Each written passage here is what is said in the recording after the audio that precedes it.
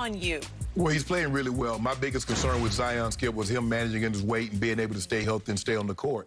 And for the most part this year, he's been able to stay healthy, stay on the court. They've let him play, Skip. It's no more of these managing his minutes, letting him play 20 minutes, and that's it. The game's closed. They're down by 4 points, or they're up by 2, and the guy can't come back in because he's reached his minutes quota. They're letting him play. What they've done, Skip, is they've allowed him to handle the ball, so it's less likely you can be able to double team him once he gets down on the block. So you're allowing him to get ahead of steam. And once he comes downhill, Skip, you kind of at his mercy because you're not worried about him, Skip. You're not worried about him pulling up the 3, but you can't let him get a running start. It's kind of like LeBron. You notice LeBron to get the guy, get the big on him. Then he'll back out. And now that's what he wants to do. He wants to get ahead of steam, and you're at his mercy. The difference is that LeBron is looking, he can get all the way to the rim, or he's looking to pass. Zion is looking to score the basketball because even though he's had an increase of possessions where he's handled the ball, Skip, he's only averaging 3.5 assists per night. So it's telling me that he's not looking to be a facilitator of the offense. I'm trying to get the ball into the basket. And it's hard, Skip. A guy that's 6'6", they list him at 284. At 295 to 300, that quick, that explosive, with that body size, Skip, he barely touches people. And guys moving like Moses part of the Red Sea. Yeah, he has that because when Shaq bumped into people, Skip, people went flying. Yep. But Shaq was 7'1", 300. Yep. But this kid here, I've never seen anything like it. He's Charles Barkley 2.0, Skip. That's what he is. You remember how Charles was? Charles was just like this. But I don't know if Charles was quite this size. Charles said he weighed 300. He got his weight down to 250. Zion ain't 250. That's a huge, huge man. And Rick Carlisle is right. Skip, this guy, he'd be reckoned with. I haven't seen anything like this. I told you when he was at Duke, I'd never seen anything like it. So I was first guessing this because what Rick Carlisle said last night is so right. He's Shaq-like with a point guard skill set. That's the difference, is that he's so skilled with the basketball and he is so explosively quick at 300 pounds, whatever. That's what we've never seen before, is the quickness and the explosiveness, the ability to whirl and spin. Yes. And with either hand get to the basket because he's just as good with either side. It just doesn't matter to him. And he's way more skilled at the basket than Giannis is. Giannis just does it with brute force and length. I will go up over you and dunk over you or finger roll over you. Yeah, I'm 7 foot tall. So. Okay, that's what he does. And he's long, Giannis is. But when you build the wall in the playoffs, as Toronto did that year to him, they just said, no, you can't. Miami did it last year. You just can't come in here. And he's not explosively quick. He's just long and tall.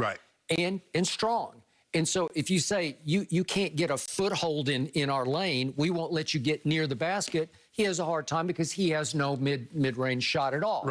Well, neither does Zion, and it doesn't matter. And I keep thinking, well, gee, maybe he'll figure this out. Maybe they'll start having him shoot 15-foot, because he can shoot threes. He's like 36% from three. He'll make some. It looks good. The shot looks good coming off his hand.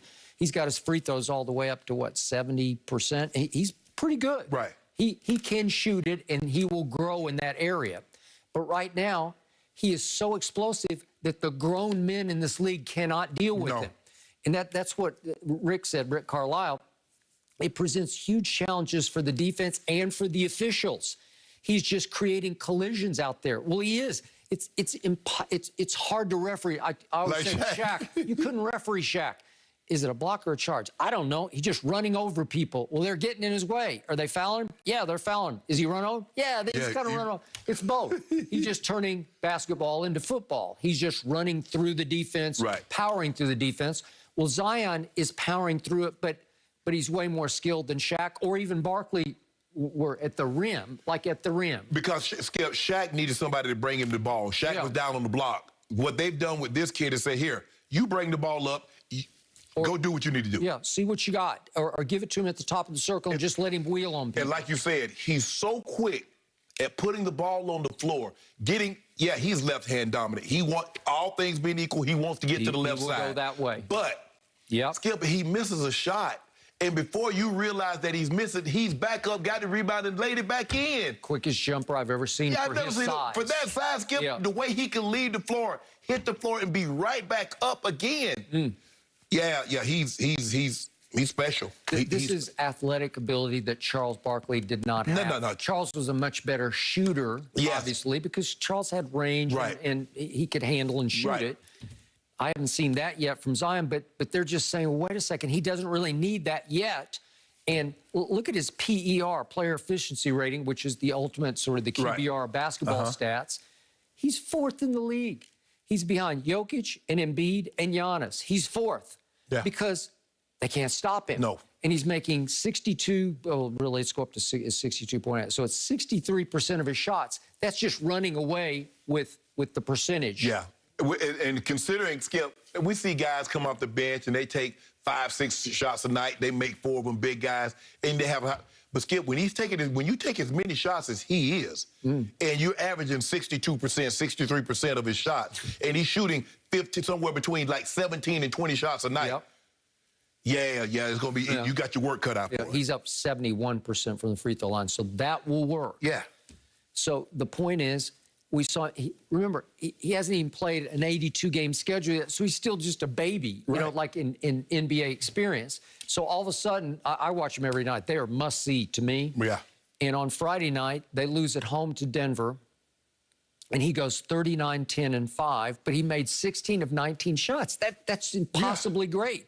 He made 6 of 7 free throws, and he made 1 of 1 of his three-point attempts. Right.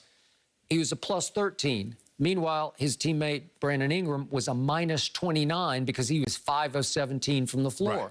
It's why I keep telling you the most perplexing team I've seen in a long, long time is New Orleans, because they have such star power and they have a hard time winning games. Well, Skip, because they're such a young team, both of their stars need to go off simultaneous in order for them to win. Neither guy is really that good enough, Skip. Like, if Zion scores 15 points, B.I. is not going to really care. They need to both be in the 20s for this team to have success because, as you mentioned, you see Zion go get 39, but B.I. struggle, they lose. Yep.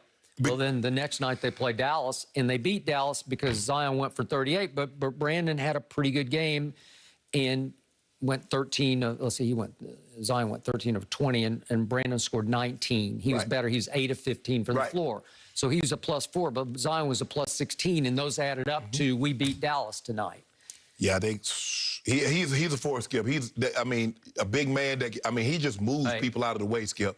I mean, they go straight up in there, and it's like, when I went straight up in the air, and the next thing you know, they're up under the basket. So I loved it that they did not trade Lonzo Ball. I think both of us thought, don't do it. He's too valuable to you. He's too good a fit to you. He and Lonzo are peanut butter and jelly, man. I mean, how can you get a better combo than Lonzo that? get 3-4 assists a game just on lobs. Just off lobs. Especially when they start to run the floor together. Whew, you got a Malone and Stockton going on. What did David Griffin say? The man sat across from me and says he wants to be here. Why would he even have to tell you he wants to be there? Because of his father. And that's where me and LeVar differ at. I get it. You're a grown man. You can say whatever you want to say. But at some point in time, you're going to realize what you're saying is causing harm to your kids. That's what this is about. Okay, you want your opinion? Okay, fine. Lonzo Ball should not have to sit across from his general manager and says, I want to be here. Because his general manager said, well, he's thinking just like what I said. That came from somewhere. He didn't just make that up. That is correct. But he raved about Lonzo's work ethic because it's there. Yes. And he raved about how hard he works in the weight room because he does. And he raved about how much he's worked on his shot. It's not broken anymore. He fixed it. It works. He looks like a man now. He carries himself like a professional. It all looks like it's coming together. And I'm glad he's still there because this team's got a horde of draft picks, too. They're going to get